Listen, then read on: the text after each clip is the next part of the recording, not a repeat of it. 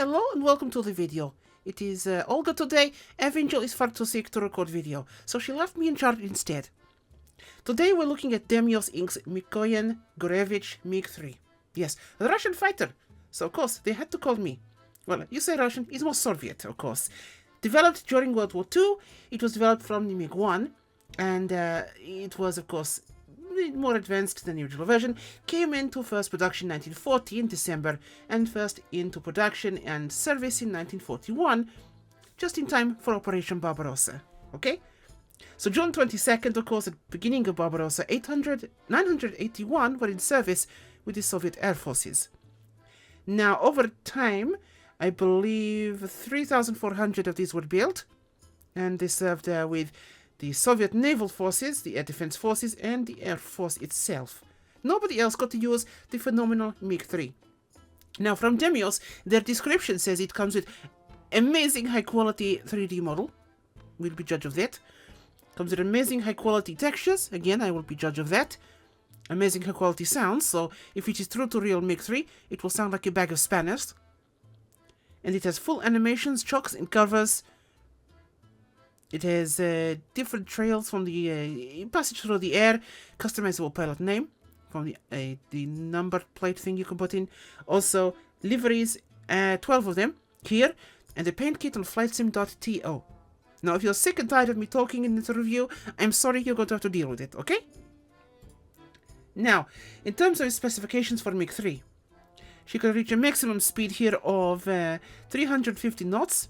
It's 25,000 feet, combat range of 440 nautical miles, with a time to altitude of 26,000 feet in 10 minutes. So very fast for Russian. We don't like to climb too quickly. Armed with one 12.7mm Berezin UBS machine gun, so 50 caliber to you Freedom Fraction users, and two 7.62 SHKAS machine guns in the cowl.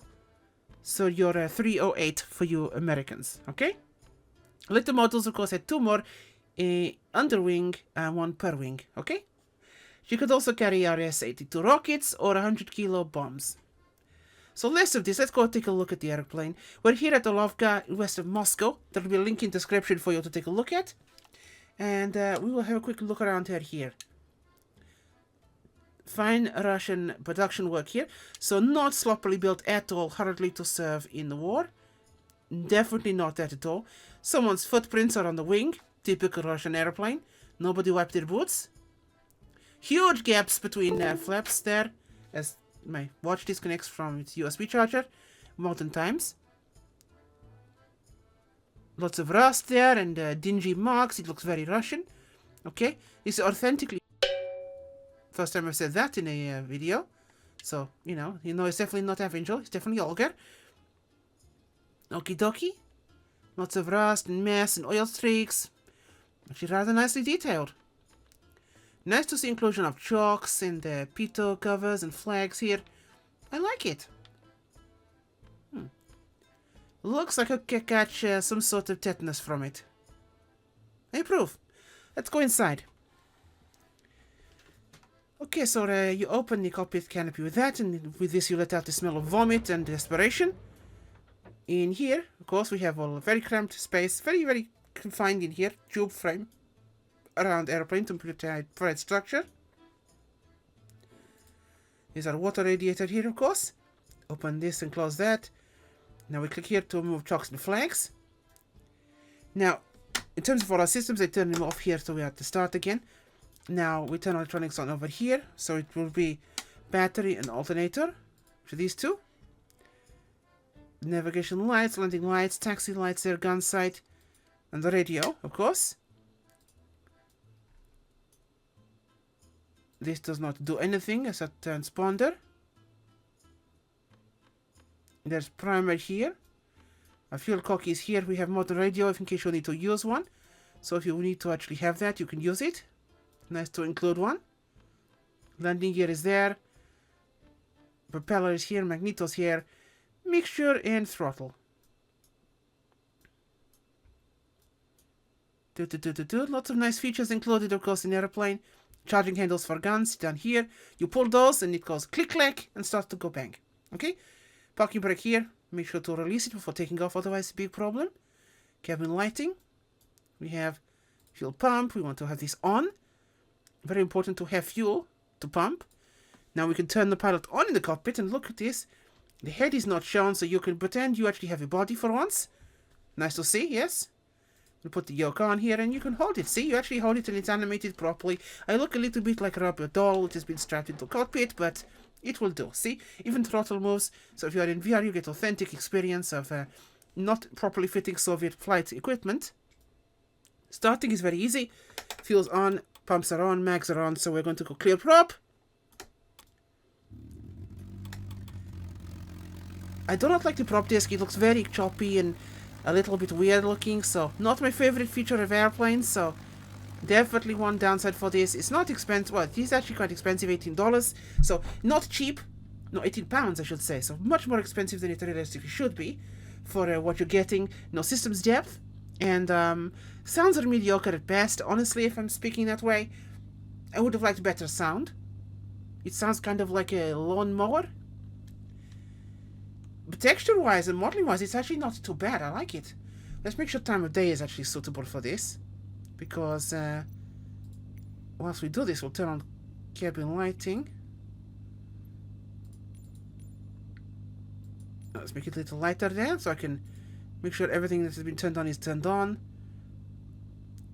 It is. Okay, it's kind of dark. You don't get a lot of lighting. So never mind, we'll ignore that. There we go. Right, we're going to get ourselves into this parking brake, like I mentioned. Hard to see this when you have your body showing. So sometimes it might be a good idea to turn off the pilot so you can see some of the things. Let's have everything mapped. And we're going to go take off here.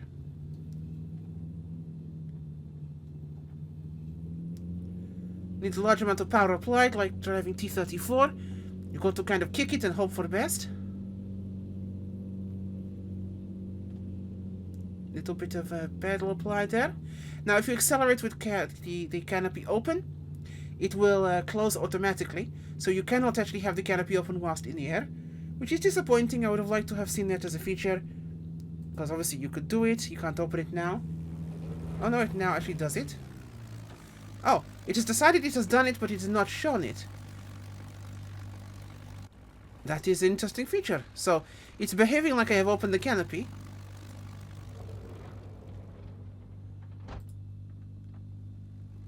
And now, because I am stopped, it opens actually properly. See? And if I accelerate here, you're going to see it close. Yeah, see? I don't like that. I would like it to stay open, please, if I wish it to be open. But either way, we're going to... Wait, sucker, you're going to close. Okay, good. Come here. Okay. We go now.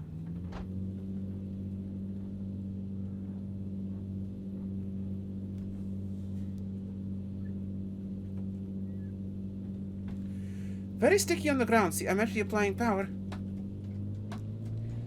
And it turns out you need to actually have your propeller set to full flying, which mine was not for some reason, because the sim hates me. I'm going to taxi back here to the end of the runway. Turn around and get ready for departure here. Looking at the rust here on the copy screws. This thing looks like it was made by a farmer from Ural Mountains who had no idea what aeroplane was until he arrived at factory. Absolutely no care or attention, and everything is probably 2 different sizes from what it was on plans. So apply the power. It's going to hold pretty straight because it's not got a particularly advanced flight model. I'm going to push the nose down. Oy, and hold on to it a little bit here. App was a little too short, but we'll make do because it is Russia. Everything will have to make do. That's a little dramatic, don't you think? Any amount of G's are pulled and you get these big streaks off the wingtips, which looks a little war thundery. I would not say that is my favorite feature here. See, whee! Looks good if you're going to play in the third person, you're playing on controller, you want to do arcade games. You go, whee, look at this! Spinning out of control wildly. Looks like this part of the world is not particularly well textured, which is unfortunate. I guess the American spy satellites for Google did not fly over here too well, or to Bing. So unfortunately you have a little strip of houses here, bunch of default textures. It's not ideal, but it's what we've got, so we're going to work with it. Flight model is not... It's 3.6 Rotkin. It's not great, it's not terrible. It flies like a little baby fighter jet, fighter airplane. It's easy to exceed angle of attack. Overall it feels reasonable. It's nothing to write home about. If you really want to fly a MiG-3, it's not a bad one, but I'm not exactly expert on how MiG-3 flies. Little bit old for Olga, so a little bit before my time. But in terms of it being fun, if you want to fly a decently fun little aeroplane, I think it's not bad. I think for the price they're charging, the sounds are terrible. For the price. If it was half this price, I'd say the sounds are acceptable. But it is twice the price. It's £18 sterling. So it sounds... So flight systems, not much exists. Okay, so for the price I'd expect something, anything maybe. Some kind of tablet for options and or navigation features perhaps. But is not fantastic, is not great. But it's not bad also. There's been a lot of worse things released for this kind of price, so I cannot crap on it, but it is not amazing either. If you really want one, it's not a bad choice. If you don't want it, don't buy it. If you just want a new World War II aircraft, I would buy the Focke-Wulf 190 from Flying Iron. Much better purchase for your money, and actually about £2-3 more expensive. So you can get for £23 versus 19 or 18. So for £5 more English, you can get systems modeling, engine behavior, you can get customization options, tablet functions, high fidelity flight model design, and sounds that are absolutely stunning. So for £5 less, you go from that to something I might find in War Thunder. Did they rip this from War Thunder? I cannot tell. It feels like this came from War Thunder. Is Russian bias was working in this as well? I don't know. We'll try to bring her in for landing here and see what happens. Where is airport? It's behind us. You know, between you and me, I don't think the scenery I got for here actually loaded, or if it did, which I'm pretty sure it did, because this does not look like stock. I don't think the building's loaded. Maybe I did not have scenery library. So we'll do a 270 loop here and line ourselves up for the runway.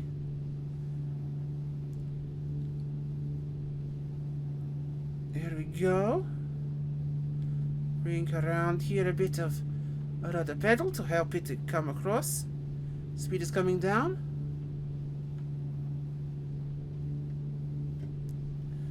Drop landing gear. Do I see the airport? It's over here.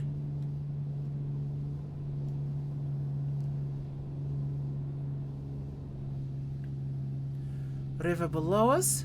Runway in sight. Now we have to land like we're being chased by Luftwaffe. Okay, airport is there. Bit of a crab here so I can see where I'm going. Important to know where you're going. Not this road, not river. Be careful on Russian roads, they are very dangerous. People drive like idiots. I'm off track here to the right. I'm going to bring it back in. There we go. Flaps are deployed here, so I'm going to hold the nose. Not the most normal angle here, but it's really short, so I need to use every millimeter of runway I've got to use. And this is really short, and the engine exhaust is getting right into my view here, making it a little washy to see. Down you go.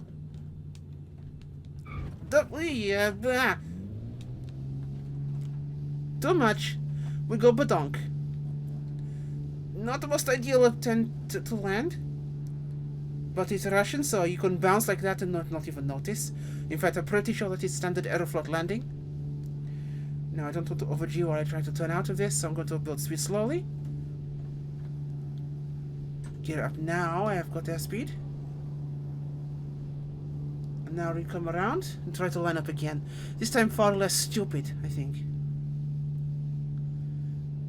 It's certainly interesting to land on approach. It's a little hairy, it's a little excitable at lower speeds, certainly less predictable than I give it credit for, so perhaps not as kind of flat a flight model. Demios has made some okay airplanes in the past, and ones I've actually kind of liked, so I will not consign them to a crap pile. Like, they do a half-decent job. But I think for the price they're asking is not perhaps as much as I would want to see.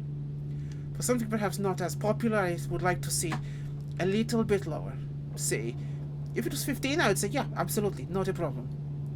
But I think it's a little too much.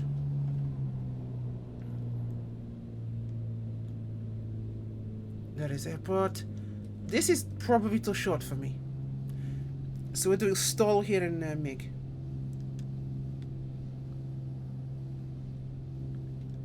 I think that is 1200 feet. So probably a little on the short side. Flaps are deployed. We're good to go here. We'll turn final in a second.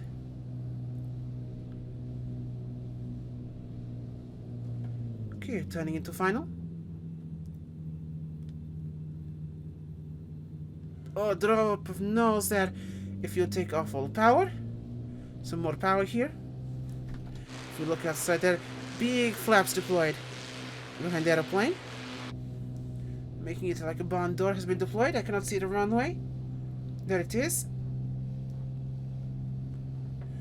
To kick her over a little bit and bring her down in this kind of crab position, because it lets me actually see what the hell I'm doing over the big nose of aeroplane.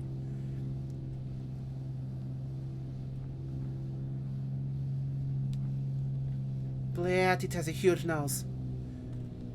It's like Leonid Brezhnev.